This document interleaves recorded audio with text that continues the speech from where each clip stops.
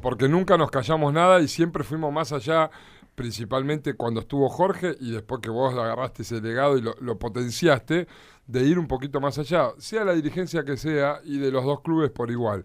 Y siempre encontramos algunas situaciones que las dijimos en su momento, que muchas veces nos trataron de locos, que muchas veces nos costó enojos de parte de las personas que nosotros mencionábamos y que después, como lo que vas a desarrollar vos ahora, nos terminó dando la razón. Son muchos años de la historia de Cielo Sport, de prestarle atención a estas cuestiones y no solo a lo futbolístico o a lo que pasa en lo deportivo, más allá del fútbol propio, porque son instituciones deportivas, Gimnasia y Estudiantes.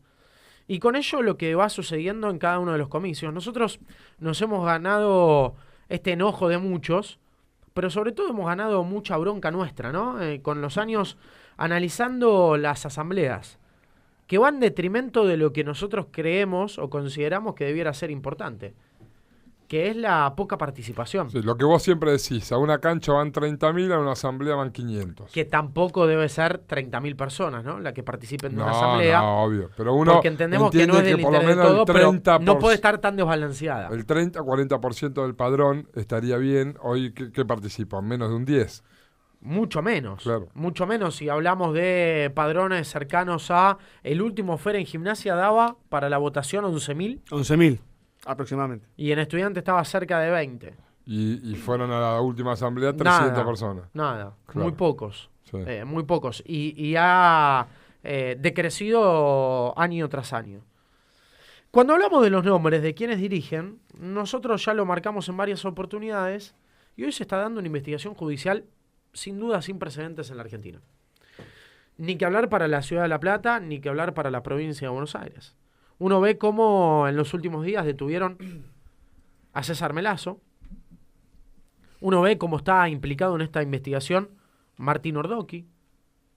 En las últimas horas vimos cómo también detuvieron a Morán. Y allí me voy a detener en que Fer explique qué es lo que ha sucedido. Porque hay escuchas y porque hay una investigación que ya viene desde hace tiempo. Lleva adelante la fiscal Betina Laki y que está dando bastante resultado. ¿Por qué digo bastante resultado? Digo, la justicia debe dar resultado. Pero nos acostumbramos o nos malacostumbramos en la Argentina a que la justicia no dé resultados, a que las investigaciones queden. Sobre todo esto que es una investigación que nace por un homicidio y por un hecho delictivo del año 2010. Cuando esas cuestiones suelen cajonearse, sí, cuando suelen no tener resoluciones, y más si es que tomamos en cuenta que está teniendo resolución y se desbarata toda una banda que tiene relación fiscales, jueces, políticos, policías y barra bravas. Sí. Particular, ¿no? Los barras que dicen pelearse o que marcan un enfrentamiento con el club rival. Nosotros siempre lo dijimos, los que se pegan y se matan o los que se lastiman después son los giles. Porque los barras tienen negocios en común. Y aquí lo vemos. Barras de Gimnasia y de Estudiantes que formaban parte de esta asociación ilícita, que delinquía, que robaba. Incluso hay investigaciones que se conocieron el último fin de semana que vinculan a otro abogado de bastante renombre en el ambiente y que ha trascendido la barrera de lo judicial, donde se hablaba de un secuestro a una piba. Eso está parte de las pruebas que tiene la fiscal que lleva adelante. Pero en las últimas horas, Fer, detuvieron al ex fiscal platense Tomás Morán. ¿Qué es lo que ha sucedido allí? ¿Y qué vinculación tiene Tomás Morán a un tema que nosotros le hemos dado muchísima importancia y que ha sido denuncia por fraude en las elecciones de Gimnasia del año 2013? Sí, repasando las notas, estaban todas hechas el día que se hizo el allanamiento y el día que se denunció. Tomás Morán era fiscal hace 5 años en la unidad de investigación número 2, que en teoría, de oficio, porque justo estaba de turno, ese 30 de noviembre del 2013, tomó la causa por denuncia de fraude por parte del grupo Gimnasia, Somos Gimnasia y Plan Integral, que era Castañeto, y Frente por Gimnasia, que era Melazo. Que eso a mí siempre me remitió cierta duda. Lo que conocíamos en la previa, pero esas cuestiones que... Lo que fue ya raro de por sí fue la postulación. La presentación. No fue raro. Cuando uno empieza a indagar, allí había un juego político respecto del padrón, de lo que después termina siendo esta denuncia por presunto fraude. Divide y triunfarás, ¿no? Claro. para una elección que estaba muy dividida desde la política. ¿Quién estaba detrás de Onofri?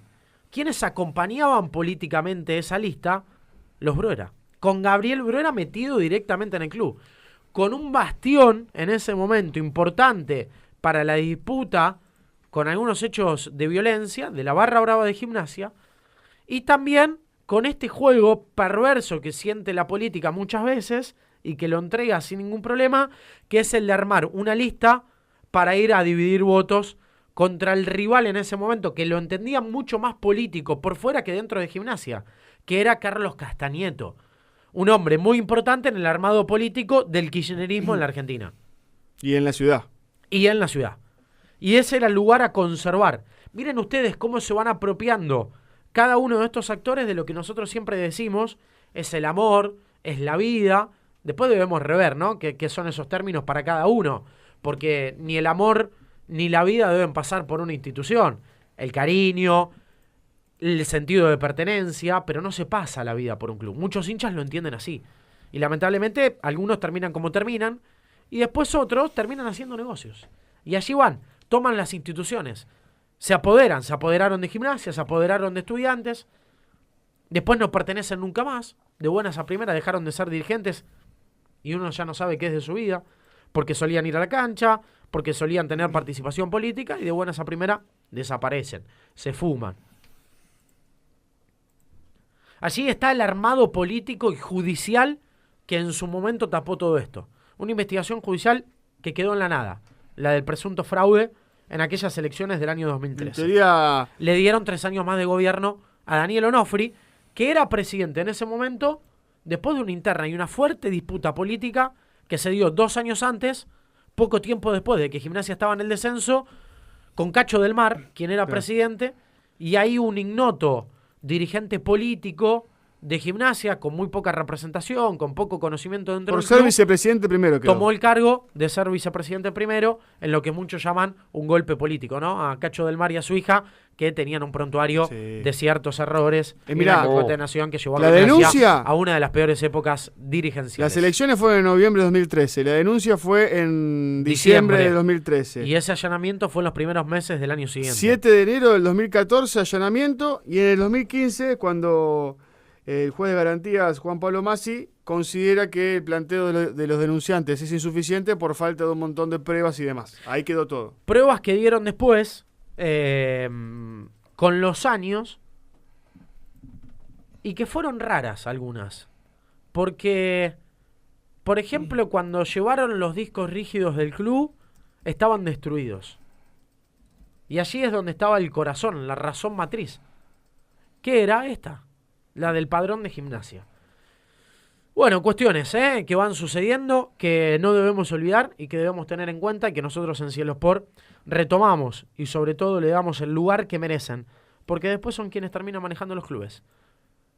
Y en este caso, que es puntualmente de Gimnasia, sorprendían, ¿no? Muchos dirigentes. Hoy, muchos de esos dirigentes que subieron a estar con Onofri son parte del gobierno que preside Gabriel Pellegrino en Gimnasia. Algunos otros tantos se fueron. Gimnasia en un principio debía más de 200 millones. La deuda real y concreta, porque no había papeles, no había pruebas, según el concurso, llegaba a 90 y hoy se ha reducido mucho más, si es que tomamos en cuenta también lo que se ha licuado con el valor del dólar en este concurso preventivo de Gimnasia. Pero miren ustedes, vayan atando cabos y vayan desarrollando año a año lo que fue pasando y el perjuicio que tienen las instituciones. El tema es que perdemos de vista algo. Cuando vos decís que cuando se dice en realidad que Gimnasia al final termina debiendo menos de lo que se creía que debía, porque muchos acreedores no tenían los papeles que avalaban el dinero prestado, eso quiere decir también que ese dinero no es blanco. No es blanco. Y andá a saber dónde fue. Las dos cosas. No, y sobre todo que la justicia todavía no tomó intervención en determinar cuál era el vínculo. Porque se dieron muchos años de ese tipo de participación. Que te doy plata y hace devuélvemela después cuando puedas. Y no solo sucede en Gimnasia, sucedió en Estudiantes.